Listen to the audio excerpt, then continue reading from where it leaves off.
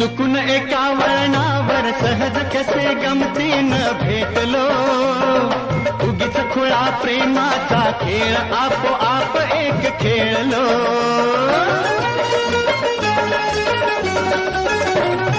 रंग त्याच खेळाचे अंतरंगी नकळताच उतरले, रंगलास तूही त्यात मीही त्याच प्रेम रंगी रंगले. मग भीती कुणाची कशाला, भीती कुणाची कशाला, भीती कुणाची कशाला, अगं भीती कुणाची कशाला.